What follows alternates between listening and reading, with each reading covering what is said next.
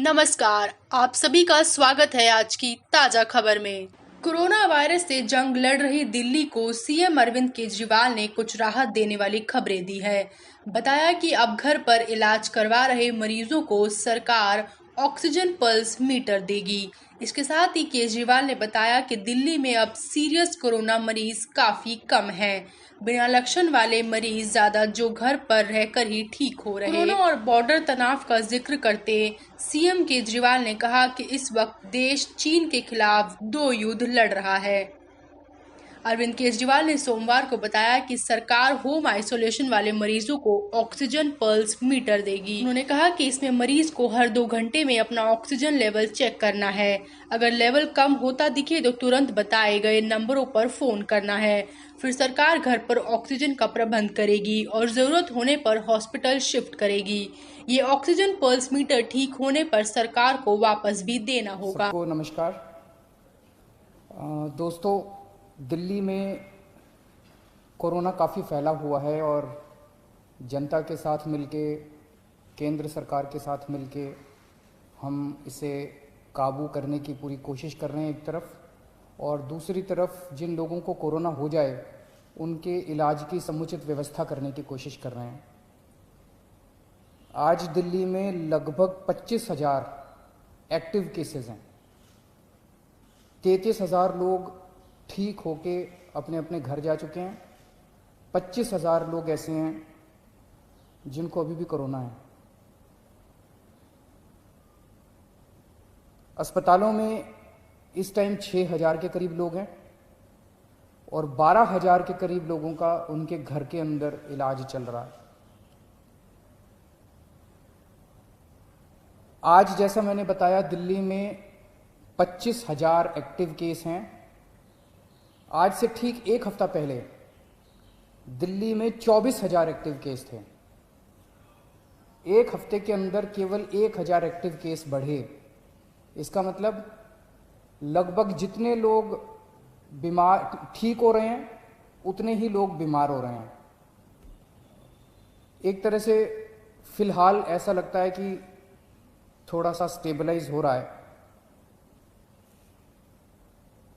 पिछले दिनों में हमने टेस्टिंग बहुत बड़े स्तर पर टेस्टिंग 3 गुना कर दी है। 3 गुना से भी ज़्यादा हमने टेस्टिंग कर दी है।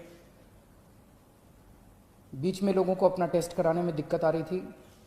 मैं समझता हूं कि अब आपको टेस्ट कराने में दिक्कत नहीं आ रही होगी।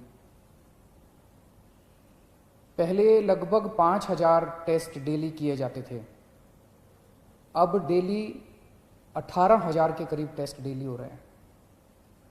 बीच में कुछ लैब्स ने गड़बड़ी करने की कोशिश की थी। उन लैब्स के खिलाफ हमने एक्शन लिया, क्योंकि गलत काम तो किसी को नहीं करने दिया जा सकता।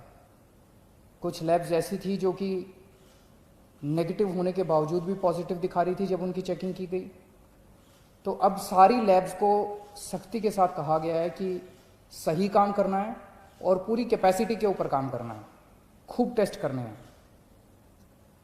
केंद्र सरकार की मदद से दिल्ली में एंटीजन टेस्ट भी शुरू किए गए हैं।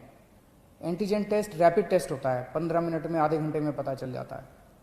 तो इस टाइम दिल्ली के अंदर लगभग 18,000 टेस्ट डेली हो रहे हैं। मैं समझता हूं कि अब आपको अपनी टेस्टिंग कराने में कोई दिक्कत नहीं आएगी। जिन लोगों का इलाज हम घर पे करते हैं, जो लोग माइल्ड होते हैं, कम बुखार है, थोड़ी सी खांसी है या कोई सिम्टम नहीं है, ऐसे लोगों का इलाज उनके घर में ही रह के किया जाता है। उसमें हम डेली, हमारी टीम उनको फ़ोन करती है, उनसे हालचाल पूछती है, बुखार तो नहीं हुआ, और उनको एडवाइस देती है कि क्या क्या करना है। अब हम इसमें कोरोना में हमने देखा कि एक ही चीज़ की समस्या सबसे ज़्यादा होती है कि मरीज का ऑक्सीजन लेवल गिर जाता है, मरीज को सांस लेने में तकलीफ होती है, मरीज को ब्रेथलेसनेस होती है और मरीज को तुरंत ऑक्सीजन देने की ज़रूरत पड़ती है। अगर मरीजों को सही टाइम पे तुरंत ऑक्सीजन मिल जाए तो कई मरीजों को बचाया जा सकता है। तो इसके लिए अब हमने क्या किया है कि जितने अब होम क्वारंटाइन के केसेस होंगे, होम आइसोलेशन के, दिल्ली सरकार हर होम आइसोलेशन वाले केस को एक ऑक्सी पल्स मीटर देगी। आप उस पल्स मीटर को अपने घर रखिए जब आप ठीक हो जाएं सरकार को वापस कर दीजिए 10 दिन के बाद। उस पल्स मीटर से आप हर घंटे में 2 घंटे में आप अपनी ऑक्सीजन नापते रहिए। अगर आपकी ऑक्सीजन कम होती है, हम आपको एक फ़ोन नंबर दे देंगे, उस पर फ़ोन कर दीजिएगा। हर डिस्ट्रिक्ट में हम ऑक्सीजन के कॉन्सेंट्रेटर रख रहे हैं। तुरंत हमारी टीम कॉन्सेंट्रेटर लेके पहुंच जाएगी जल्द से जल्द, और आपको तुरंत आपके घर में ऑक्सीजन दे दी जाएगी, और अगर ज़रूरत पड़ेगी तो आपको अस्पताल में शिफ्ट कर दिया जाएगा। कई बार हमने देखा है कि ऑक्सीजन तुरंत न मिलने की वजह से अस्पताल में शिफ्ट करने तक इतने में ही कई बार मरीज कभी कभी कोलैप्स कर जाता है। तो इसीलिए हर डिस्ट्रिक्ट के लेवल पे हम लोग ऑक्सीजन के कॉन्सेंट्रेटर रख रहे हैं, और अगर आपको ज़रूरत पड़ेगी तो कॉन्सेंट्रेटर पहले तुरंत आपके घर पहुंचा दिया जाएगा, ताकि आपको समय पे ऑक्सीजन मिल सके और आपको कंट्रोल किया जा सके। फिर आपको अस्पताल ले जाएंगे और अस्पताल में आपका इलाज किया जाएगा। 12 जून को दिल्ली के सारे अस्पतालों में मिला के 5300 बेड्स भरे हुए थे। आज की डेट में 6200 बेड भरे हुए हैं। तो लगभग 10 दिन में केवल 900 बेड भरे। इन 10 दिनों में 23,000 नए मरीज आए। 23,000 नए मरीजों में से केवल 900 बेड्स की ज़रूरत पड़ी, एक्स्ट्रा बेड्स की ज़रूरत पड़ी। इसके 2 मायने हैं। एक तो ये कि जितने लोग अस्पताल में एडमिशन ले रहे हैं उतने ही लोग लगभग ठीक होकर घर भी जा रहे हैं, और दूसरा ये कि जितने नए केस आ रहे हैं इनमें सीरियस केस बहुत कम है। माइल्ड केस और एसिम्टोमेटिक केस ज़्यादा हैं जिनका हम घर पे इलाज कर रहे हैं।